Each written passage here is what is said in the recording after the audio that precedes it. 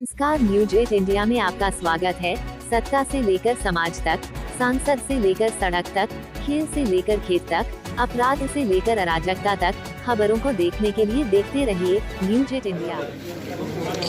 दिल्ली में दिल्ली प्रदेश बीजेपी कार्यालय में सभी सातों सांसद उम्मीदवार एक मंच पर और सभी ने अपने अपने क्षेत्र का 15 दिन से लगातार दौरा कर रहे थे और उसको लेकर के आज दिल्ली प्रदेश कार्यालय में अपनी बात रखी और कहा कि जो भी कमियां हैं उसको हम जीतने के बाद ही तुरंत कार्य को मोदी के माध्यम से कराएंगे, क्योंकि अरविंद केजरीवाल दिल्ली का विकास नहीं चाहते हैं, लेकिन हम सभी सातों सांसद मोदी जी के कर कमलों द्वारा चलेंगे और उनके कहने पर ठीक काम करेंगे, क्योंकि हमें उम्मीद है कि इस बार जो 400 पार का नारा है और हम दिल्ली में 7 सीटें जीत कर आ रहे हैं। ऐसे में क्या कुछ कहा, सुनिए इनकी सभी सांसदों की जुबानी। का एक नया तरीका होगा और दूसरा महिलाओं के सेल्फ हेल्प ग्रुप्स को ही इस हब का क्या अर्थ है, आपके अलायंसेस, आपको एंजल इन्वेस्टर्स से मिलवाना, आपको क्या क्या उसमें मुहैया करवाना चाहिए, आपको पूरा ज्ञान देना कि किस तरह आपको उस आइडिया को फलभूत करना है। ये सारा का सारा असिस्टेंस और नॉलेज ये स्टार्टअप हब आपको देगा।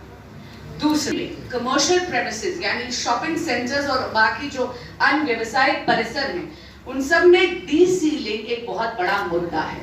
मैं अपने पहले सप्ताह में ही इस मुहिम को आगे बढ़ाऊंगी और इसके लिए जो करने की आवश्यकता है वो भी करूंगी।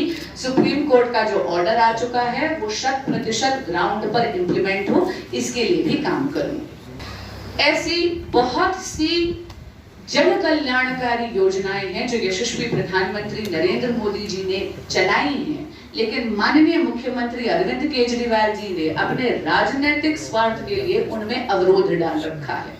इनमें से 2 हैं, जैसे कि आयुष्मान भारत और अटल पेंशन योजना। आयुष्मान भारत में पूरे भारत में आप जानते हैं कि जरूरतमंदों को 5 लाख रुपए का मेडिकल कवर मिलता है, लेकिन वह दुर्भाग्यपूर्ण बात है कि दिल्ली की जनता इससे वंचित है।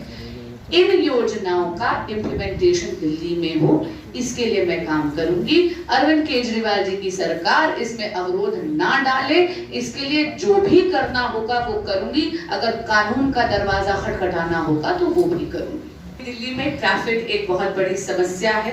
अभी परवीन भाई ने हमारे यशस्वी, इसके साथ साथ जैसा मैंने आपसे कहा कि चांदनी चौक लोकसभा क्षेत्र संस्कृति और सभ्यता की विरासत का केंद्र है। इस संस्कृति और सभ्यता को बनाए रखें, तो उसके लिए मेरे क्षेत्र में यमुना बाजार पर हम संस्कृति संरक्षण केंद्र बनाएंगे और न केवल चांदनी चौक की संस्कृति अपितु पूरे देश की संस्कृति तो चांदनी चौक में परिलक्षित होती है। इसके साथ साथ जैसा मैंने आपसे कहा कि चांदनी चौक लोकसभा क्षेत्र संस्कृति और सभ्यता की विरासत का केंद्र है। इस संस्कृति और सभ्यता को बनाए रखें, तो उसके लिए मेरे क्षेत्र में यमुना बाजार पर हम संस्कृति संरक्षण केंद्र बनाएंगे और न केवल चांदनी चौक की संस्कृति अपितु पूरे देश की संस्कृति तो चांदनी चौक में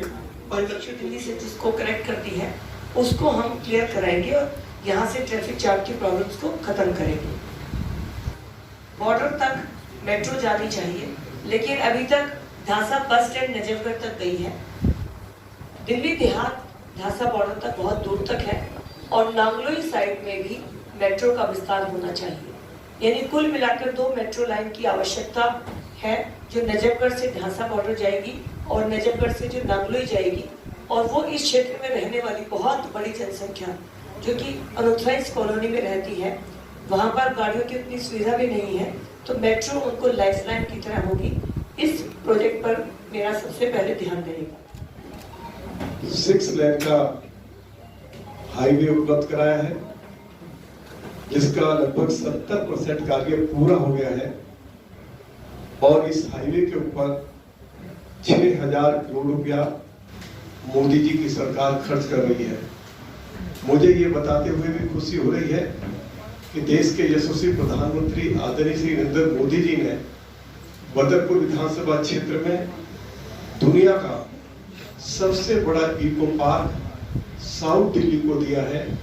इस इको पार्क में चिड़ियाघर भी है, इस इको पार्क में जॉगिंग ट्रैक भी है, साइकिल ट्रैक भी है, योगा सेंटर भी है, बोटिंग लेक भी है, सफारी भी है, अनेक पार्क डेवलप किए जा रहे हैं और लगभग 2.5 लाख दरख्त लगाए गए हैं।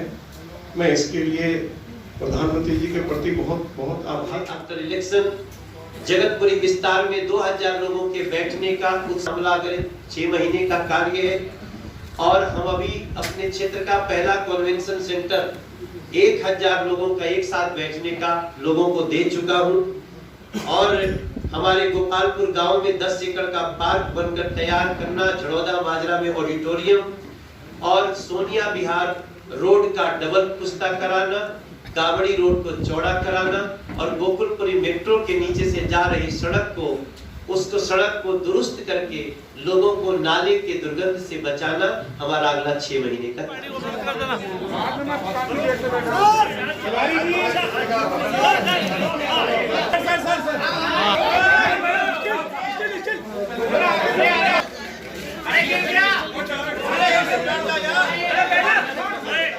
न्यूज़ इंडिया में आपका स्वागत है। सत्ता से लेकर समाज तक, सांसद से लेकर सड़क तक, खेल से लेकर खेत तक, अपराध से लेकर अराजकता तक, खबरों को देखने के लिए देखते रहिए न्यूज़ इंडिया।